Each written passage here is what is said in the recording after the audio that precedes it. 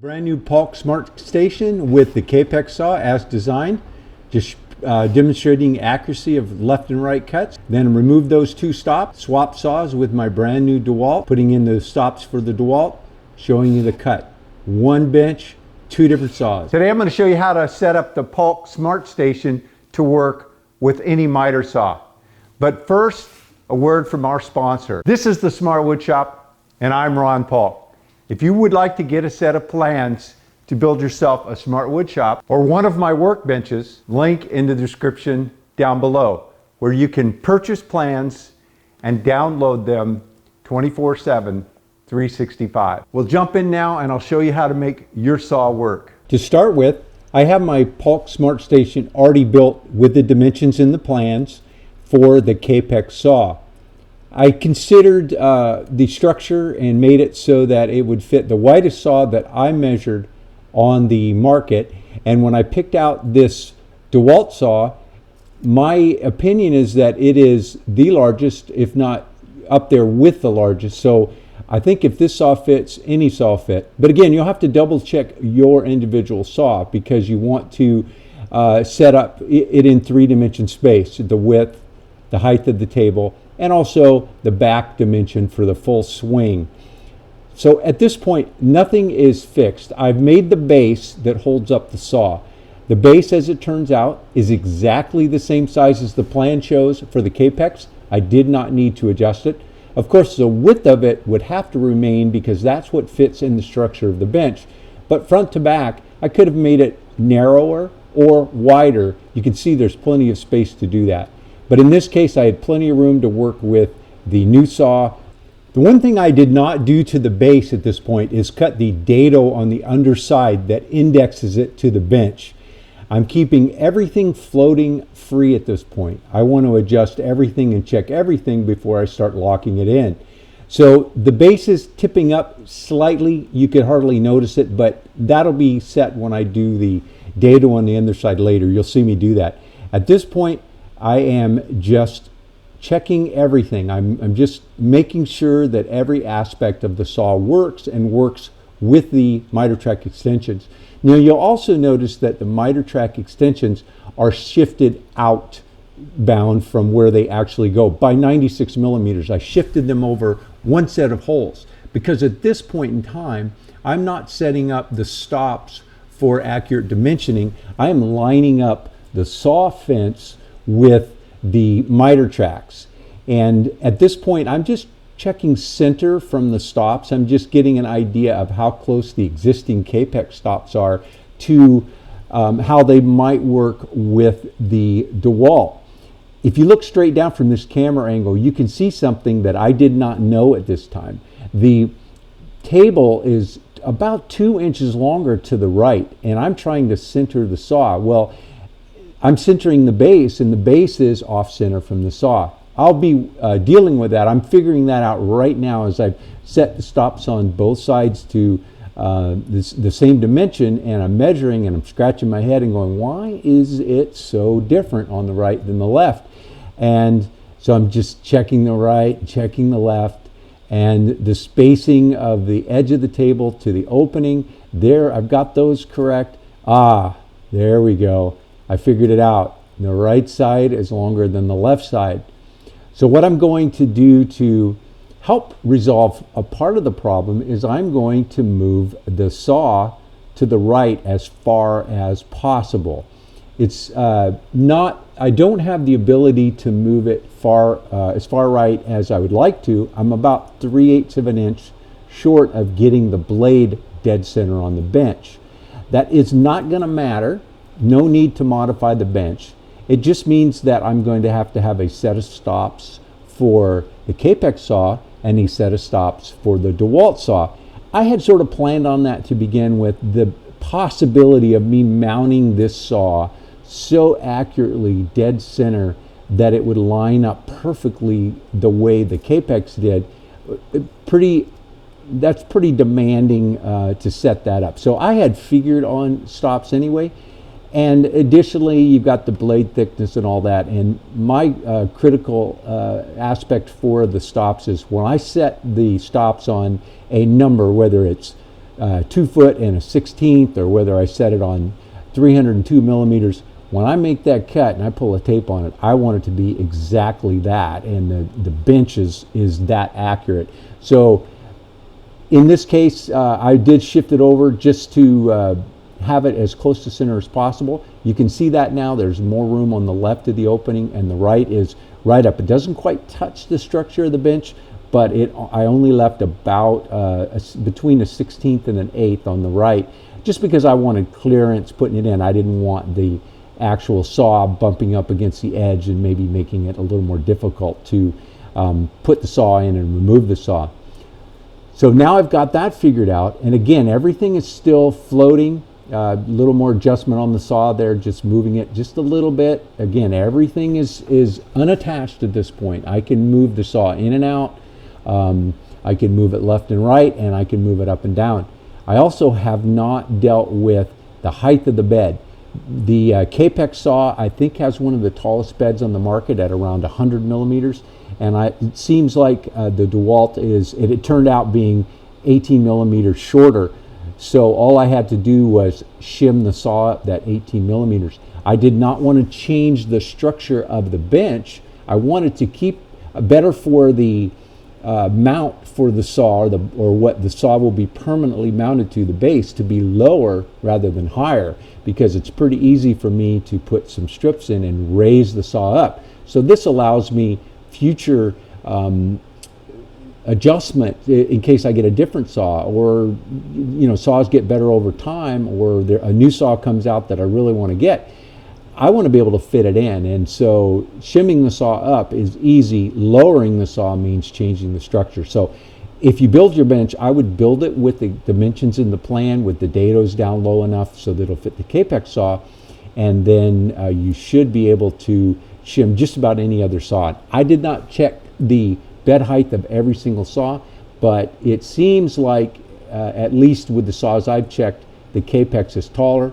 That's good news, allowing maximum flexibility. Also, the in and out where the dado will go underneath, I'm starting to get a sense of where I'm going to mount the saw onto the base.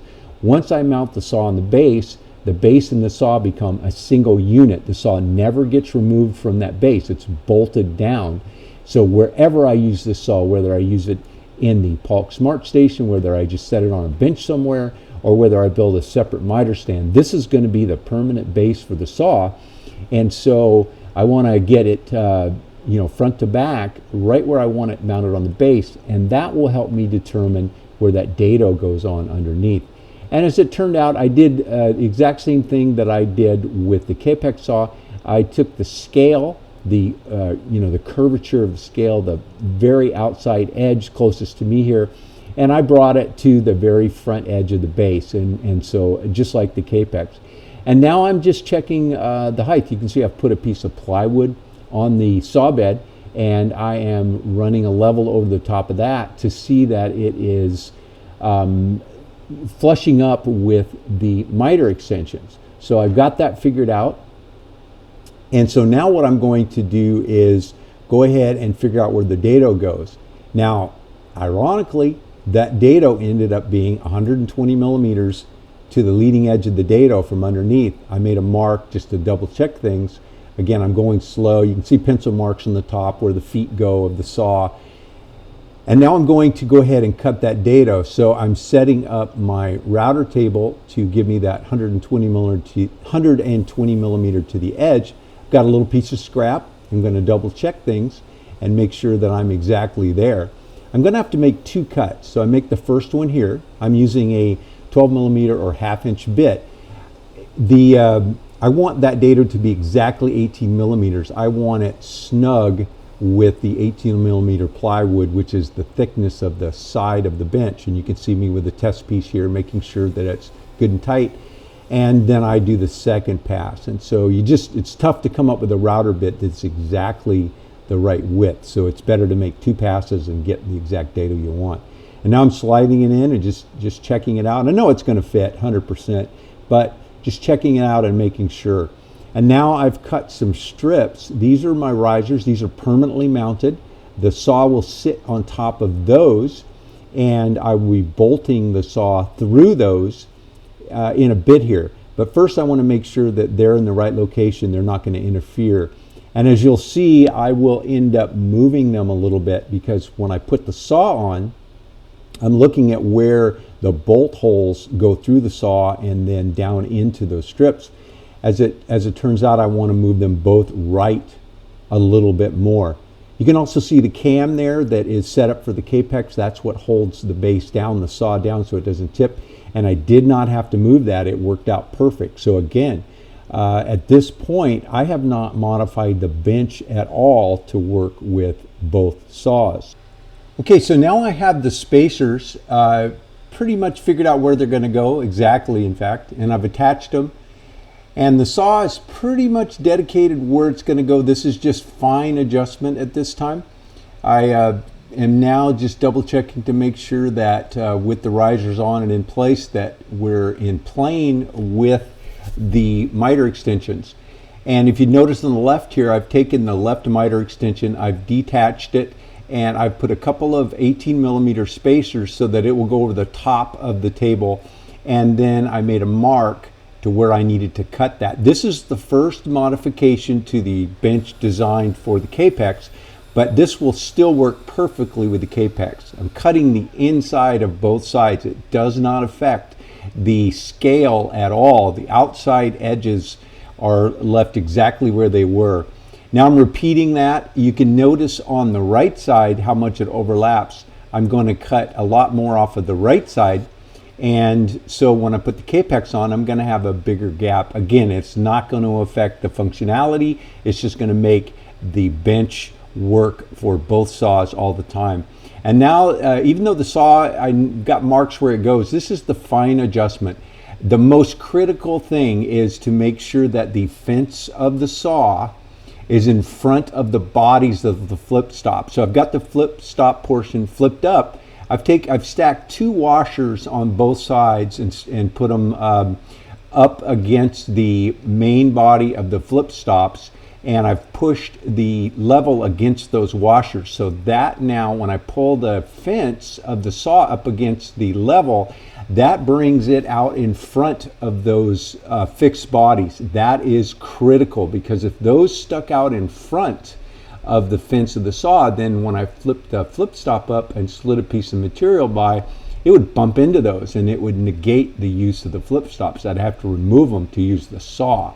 So this is critical. Getting it just, making sure that is just right. And again, if you look at the level, I've got a little bit of space between the main body and the back edge of the straight edge, or the level in this case. And then while I'm there, before I make the marks to put the bolts to bolt the bench or bolt the saw to the base, I am swinging the saw with it tipped over. I'm just checking everything fine. I know it works. I've already tested it, but I am just double checking. Again, once I start locking things in, lots of things are already locked in. The miter tracks are locked in. The base is locked in with the dado. And now it's time to fix the saw to that base permanently. And I'm just checking everything to make sure that I have full swing. And I do. I'm getting a little bump there to something, but it's actually the saw bumping in against the fence. So I just wanted to double check that. But you can see I got full 60-degree swing on the right, which is the farthest. And the handle actually slides slightly under the miter track. So I'm happy with all of that. I'm just going to straighten the saw up and move on to indexing or marking where the bolts go.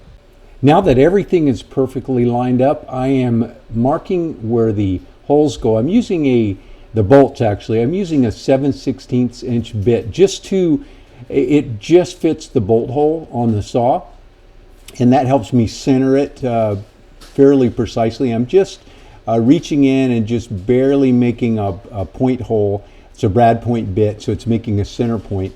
And once I have those done, I've got the 4 bolt points. As it turns out, at this point, I'm only using the 2 front ones you'll see. I went ahead and marked the back ones in case I decided I needed them. With the Kapex, I only used the 2 front ones, so I think it'll be fine with this one as well. And now I'm taking like a small bit, like an 1/8 inch or something small, and I am using the center points that I just marked through the saw to drill all the way through, because I need those holes on the bottom side, because I'm taking a Forstner bit and the tip of that to go into those holes, and I am countersinking from underneath, so the bolt head with a washer, so that's a 1-inch hole with washer smaller than that. So they'll sit flush because I don't want any metal sticking out on the bottom of my base on the saw in case I set it on a counter or something. I just don't want anything protruding. So I bolted it on, though I didn't have the right length bolts, so what I did was just bolted through with longer ones and just cut them off with the grinder. And you can see here I'm fitting on the adjustable fence that you have to move in and out for the bevel cuts, and they slide right over the top of the miter track like they should. You want to be able to remove those. So that's set up. I check all the angles, and of course I'm just double checking to make sure, and I know of course I checked that, but I know that I go past the bodies of the flip stops. And now what I'm doing is I'm not actually cutting here, I just have one of my story poles, and I've got the Kapex flip stops on, and I'm just seeing how much of a difference they're going to be. So I already had the parts cut for another set of flip stops. I did that in the original video. I mentioned then that I went ahead and made extras when I was making the original set in case I needed them. And I'm pre-assembling them here, one for right, one for left. All the parts are identical. They're just assembled right and left. And so what I'm doing is I'm getting them really close using the story poles and kind of looking at where the other ones are. Once I have them very close, then what I'm going to do is actually I've got a long piece of scrap, and I'm setting the flip stops on a specific dimension and getting them all dialed in, and then I'm doing a little kerf cut in this little scrap piece of wood, and then I measure to that cut to make sure that whatever dimension I set on the flip stop on the tape is exactly the cut I'm getting, both right and left.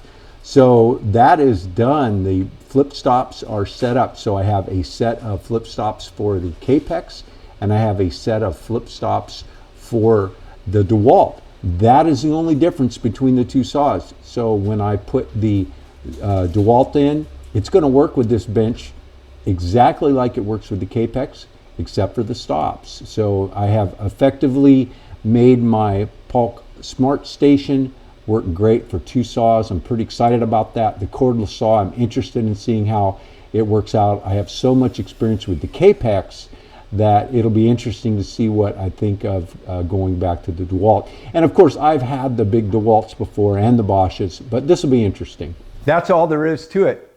Now you have the knowledge to make your miter saw fit the Paulk Smart Station. As a bonus to my subscribers, now that I have the DeWalt fitted to the Paulk Smart Station, I'm going to stick with it for a while. I'm going to store away my Kapex. I know that saw top to bottom, front to back. I've been using it for over 10 years.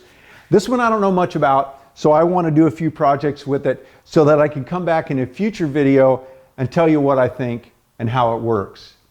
Hey, if you like these videos, be sure to give me a thumbs up, subscribe, and ring that little bell. Thanks for dropping into the Smart Wood Shop. You stay safe and have a great day.